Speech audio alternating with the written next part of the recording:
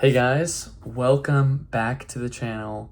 Welcome back to Two Bros Ministry, and welcome back to the Matthew series. I am super happy that you guys are back and venturing further into the Gospels and seeing the life of Jesus, learning more about him, whether it's your first time or millionth time or whatever. I'm just glad you guys are here. And today is one of the big days in Matthew. Today is the start of the Sermon on the Mount, which, if you have not heard first, it's a whole lot of knowledge. Okay, it's a whole lot of knowledge, a whole lot of awesome things, and this will probably be a longer video because, the Sermon on the Mount is super long. There's a lot of awesome things, but we're going to go slowly but surely through it, and let's begin. As always, crack open those Bibles, and if it's slightly different versions, all good. I'm ESV, English Standard Version, but let's do it. All right. The Sermon on the Mount. Seeing the crowds, he went up on the mountain, and when he sat down, his disciples came to him. The Beatitudes. And he opened his mouth and taught them, saying, Blessed are the poor in spirit, for theirs is the kingdom of heaven. Blessed are those who mourn, for they shall be comforted. Blessed are the meek, for they shall inherit the earth. Blessed are those who hunger and thirst for righteousness, for they shall be satisfied. Blessed are the merciful, for they shall receive mercy.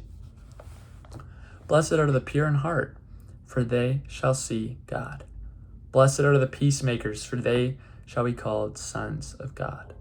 Blessed are those who are persecuted for righteous sake, for theirs is the kingdom of heaven. Blessed are you when others revile you and persecute you and utter all kinds of evil against you falsely on my account. Rejoice and be glad, for your reward is great in heaven, for so they persecuted the prophets who were before you. Wow. Okay, so that is the first 12 verses, and we already can see something pretty awesome. To me, what the Beatitudes mean are kind of those people who are doing God's work in, the kingdom and being amazing, holy, dignified, righteous people. Sometimes for worldly perspectives, they're very meek, they're very humble, they thirst for righteousness, right? The words we're hearing here. And I just love the Beatitudes because it's kind of like the reward, Obviously, this is not the prosperity gospel saying, do this, you get that. But it's just if you're blessed and you're pure in heart, you are going to see God one day, And it's just kind of beautiful because it's just again, it's a reminder for those who are trying to live the godly lifestyle, and it's kind of a beautiful remark about that. And it's just seeing the blessings on the righteous people of God. And whether you think you're acting like this or not, again, today's the day. You can commit yourself to Christ, give up your sinful ways, and then you're like the Beatitudes. I'm definitely working on blessed are the peacemakers, for they shall be called sons of God. I'd love to be a son of God and be a peacemaker.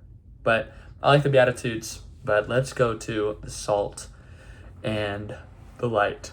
Excuse my yawning. It's been a little bit of a long day. Verse 13, you are the salt of the earth, but if salt has lost its taste, how shall its saltiness be restored? It is no longer good for anything except to be thrown out and trampled under people's feet. You are the light of the world. A city set on a hill cannot be hidden, nor do people light a lamp and put it under a basket, but on a stand, and it gives light to all in the house. In the same way, let your light shine before others, so that they may see your good works and give glory to your Father who is in heaven. Okay, this can be a little confusing in the beginning with the salt, but it's a metaphor for faith, right? If you've lost your faith and you've given it up, what good is that, right? It's kind of a metaphor here to hell. It is no longer good for anything except to be thrown out and trampled under people's feet. I think that's a metaphor for going to hell when you lose the faith, right? You want to keep that salt. You want to keep that faith throughout your whole life. And maybe sometimes you'll be saltier. You'll be doing great. And sometimes you'll be losing that taste. But you have to keep the faith, right? It's okay to struggle. It's okay to doubt. But just fully turning your back away, that's where it's kind of far, right? And the light, I really like this one. So this is similar to, I think there's another one, maybe even in Matthew, where it's like a lamp cannot be hidden. And, it's like a city set on a hill cannot be hidden, right? Nor do people light, oh yeah, it's this one, sorry. Nor do people light a lamp and put it under a basket, but on a stand, and it gives light to all in the house. And if you're being confused by this, it's just like, let your goodness, your righteousness, your amazingness, your touch of God be shown to everyone. Don't hide your faith. Don't be like, oh, I'm going out into public. I don't want people to see the cross. I don't want to talk about my faith, right? No, right? You should almost be boastful in the faith. Be like, heck yeah, Jesus is my King. He's my Savior. Yeah, I'm a light because of the light of the world, Jesus Christ. I'm gonna go and tell everybody, right? So I think that's kind of cool. Don't let your light be turned off, right? Don't give up the faith, and just be a bright light for people to see. So I really like those two automatically. That's just beautiful and wonderful guidance. But let's get into Christ came to fulfill the law, which is pretty interesting here. Starting in verse 17. Do not think that I have come to abolish the law or the prophets. I have not come to abolish them, but to fulfill them. For truly I say to you, until heaven and earth pass away, not an iota, not a dot, will pass from the law until all is accomplished. Therefore, whoever relaxes one of the least of these commandments and teaches others to do the same will be called least in the kingdom of heaven. But whoever does them and teaches them will be called great in the kingdom of heaven. For I tell you, unless your righteousness exceeds that of the scribes and Pharisees, you will never enter the kingdom of heaven. This is cool, right? Old Testament laws, 10 commandments, those aren't changing, right? This brings a lot of speculation, confusion for some people, because there are some crazy things in the Old Testament said, like if you wear a certain garment, you're going to get burned at the stake. But again, as I always say, there's context for everything, and different traditions, cultures, customs, and all those things. But I think it's kind of cool. It's like, the hundreds of years in the past still shape the future that they have today, right? And obviously there are changes. There are things that he's going to say compared to what Moses gave them in the beginning days, right? But it's just kind of cool seeing that, Christ is coming to fulfill the law that was talked about, the prophecies and the prophets, but it's like the law is still intact, But here we go. We're going to go with, I think, 6 more banger ones. So let's continue on with anger, which a lot of us struggle with, and I used to a lot. Verse 21. You have heard that it was said to those of old, you shall not murder, and whoever murders will be liable to judgment. But I say to you that everyone who is angry with his brother will be liable to judgment. Whoever insults his brother will be liable to counsel, and whoever says you fool will be liable to the hell of fire. So if you are offering your gift at the altar, and there remember that your brother has something against you, leave your gift there before the altar and go. First be reconciled to your brother, and then come and offer your gift.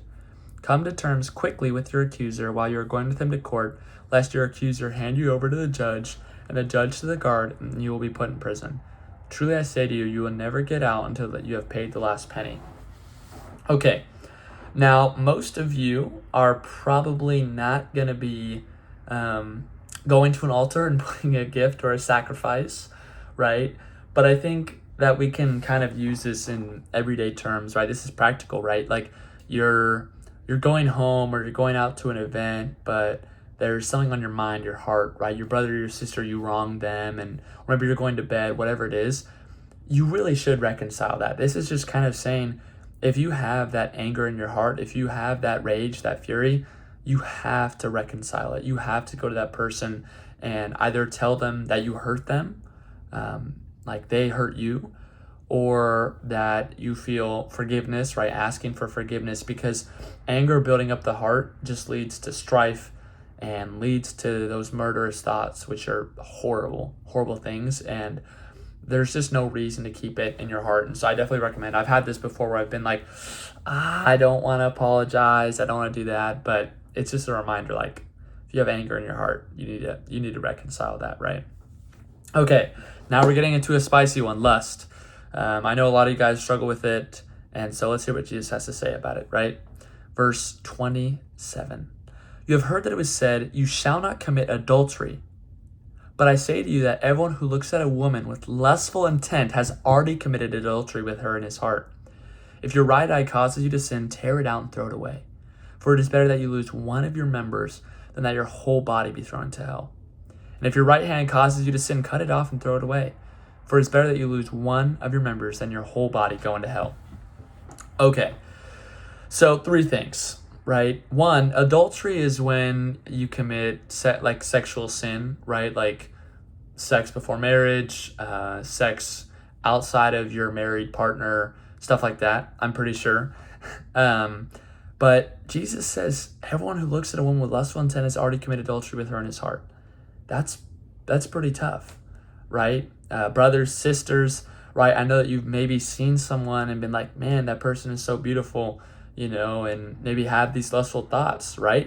But Jesus is saying, no, that's adultery. You don't have to do any physical action. Just that thought, just that desire is already committing adultery. And that's powerful, right? Jesus doesn't want you to have any of those thoughts because they lead you to those actions, right? Everything comes from the mind. Everything comes from your thoughts, right? That always leads to your actions. And so you have to cut it out at the source, right? Just, again, you may have those thoughts, you might whatever, but you have to stop it, block it, don't let it happen because it's just only going to lead you down a darker lust path. Now, the second and third part, says your right eye causes you to sin, tear it out, throw it away. Your right hand causes you to sin, chop it off, right? No, Jesus is not saying literally if, you're looking at a woman lustfully, tear it out, you're doing bad things with your hand, cut it off. No. It's basically a metaphor for cut out the things in your life that cause you to sin, right? If it's a website, or if it's something on your devices, or something you read, right? Those novels, I know a lot of people fall into the trap of reading romantic novels.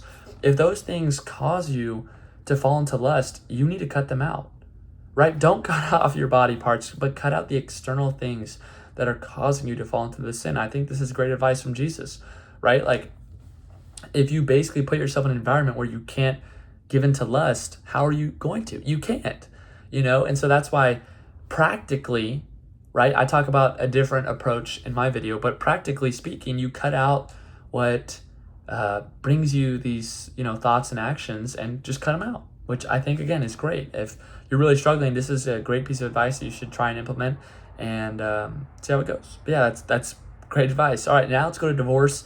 Probably not as practical for most of you, but it's good to learn. Verse 31. It was also said, whoever divorces his wife, let him give her a certificate of divorce. But I say to you that everyone who divorces his wife, except on the ground of sexual morality, makes her commit adultery. And whoever marries a divorced woman commits adultery. Wow. It's basically saying that anyone who divorces someone because of anything in the world, finances, just disparities, being different people, whatever, besides sexual morality, sleeping with someone, cheating on someone, that's adultery, right? So that's kind of crazy to think about. And that's just, honestly, what I love about that is it's so practical to keep couples fighting for each other, Like, the divorce rate these days is insane, right? And, it's kind of sad. Christians actually don't have a higher divorce rate, or lower divorce rate, than the general populace because, well, in my opinion, they get married too early, but that's for a separate video on Christian dating. But, this is just a great piece of advice. Like, you have to fight for your relationship. You can't just give up unless, of course, there is sexual cheating. Then, again, that's up to you, but Jesus is like, that's fine, right? And that's kind of interesting. Whoever marries a divorced woman commits adultery. This one's a little more confusing to me because, let's say, I think he doesn't mean that, for example, a woman who gets or divorces the husband because of sexual morality and then you marry her, that's not adultery. I think it's just the other side where it's like, you're divorcing people because this is not a match, you don't fight for it, then that's, again, given into adultery, and that's just not right. So it's kind of interesting to think about for the future, or whether you're in a marriage now, it's like, No, you got to fight for it. You can't just give up. There might be hard days, bad days, but that doesn't matter. You love your partner, and you're not going to give them up. So this is also a reminder for you married people, fight for that relationship, guys. Don't give it up. But let's continue with the last three. Again, I told you guys Matthew was a lot, so continue to stay strapped in. I know you guys might be getting a little bit zoned out, but let's tap in for Jesus. All right, verse 33, oaths. Again, you have heard that it was said to those of old, you shall not swear falsely, but shall perform to the Lord what you have sworn. But I say to you, do not take an oath at all, either by heaven, for it is the throne of God, or by earth, for it is his footstool, or by Jerusalem, for it is the city of a great king. And do not take it an oath by your head, for you cannot make one hair white or black. Let what you say be simply yes or no. Anything more than this comes from evil. Wow. I'm just really going to take from that beginning part, saying oaths, I think it's good. I think it's like false promises. Don't make false promises, man. You know, like do what you're going to do. But I'm just going to talk about that last part where it's like, you know, when people challenge you and you give these super long answers like, dude, what do you mean? No, I wasn't doing this or that. I'm just like that. It's pride. It's ego, right? So let your answer be simply yes or no. Don't need to give in more. You're speaking the truth. You're not speaking lies. So there's no need to just go on a ramble and, again, have that prideful, egotistical mindset, just be like, da. No, it's just simply yes or no, right? And I really like that. And I use that for my life as well. And I think it's really interesting. And so I try to, when people ask me things, I'm like, no, right? Honestly, truthfully, no, or yes, absolutely, you know. But let's go to retaliation. This one is one of the biggest problems I see in the world. So let's get to it. Verse 38. You have heard that it was said, an eye for an eye and a tooth for a tooth. But I say to you, do not resist the one who is evil. But if anyone slaps you on the right cheek, turn to him the other also. And if anyone would sue you and take your tunic, let him have your cloak as well. And if anyone forces you to go 1 mile, go with him 2 miles. Give to the one who begs from you, and do not refuse the one who would borrow from you. I love this so much. I think that today's message is if someone wrongs you, wrong them back. If someone steals from you, steal from them back. If someone does something against you, punish them. No. Love. Love conquers all evils, all things. And I think it's just amazing that Jesus says this. You know, like, imagine a circumstance where, you know, this is a great example. You just got food from your favorite food place, okay? Like, it's whatever. And you have it in your hand, but you need to go to the bathroom real quick. So you leave it right there. You're on a bench. You come back. Someone stole it. However, you can see the person in the distance. It's a homeless person. They stole your food, and you're pissed. You're angry. You want to smite them because it's like, yo, do not take my food. This is my food, right? But Jesus is saying, no. Be like, that person needed it so much more than me. You know, I'm gonna buy them extra food because, you know, they probably need it. Or I'm gonna give them some money. I'm gonna talk to them, right? Retaliation is an evil trait. It's so hard. I know, like, especially in the sports game, when someone does something, you want to get them back, trash talk, right? Someone disrespects you, but no, turn the other cheek. Be like, you can say what you want to say, but I know what the Lord says about me, and so I don't care what you have to say. You know, it's like with bullies. Someone hits you, don't hit them back. It just causes more evil to go around, more violence, right? So I think this one's really hard to take in, but it's just being more peaceful, more kind, more loving in your life, you know? All right, here we go. Here's the finish to this super long video. Love your enemies. Verse 43, you have heard that it was said, you shall love your neighbor and hate your enemy. But I say to you, love your enemies and pray for those who persecute you, so that you may be sons of your Father who is in heaven. For he makes his sun rise on the evil and on the good, and sends rain on the just and on the unjust.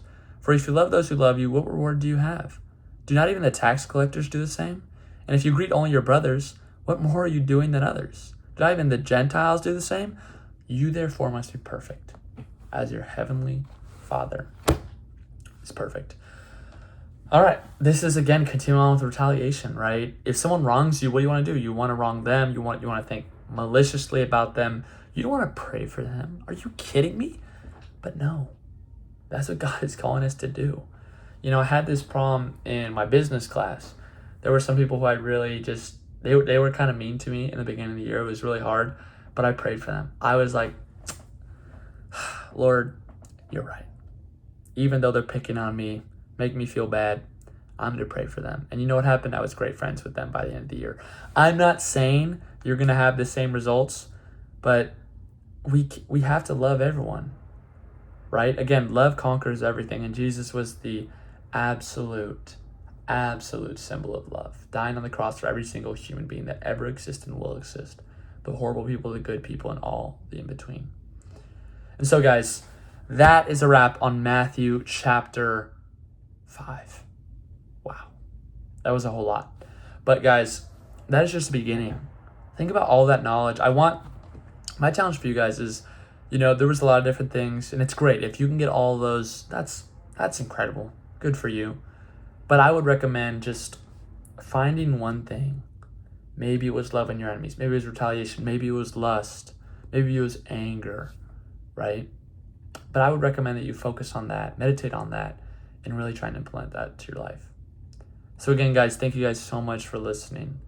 I'm praying for you guys, love you guys, and I hope you're doing well. And as always, I'll see you guys in the next video.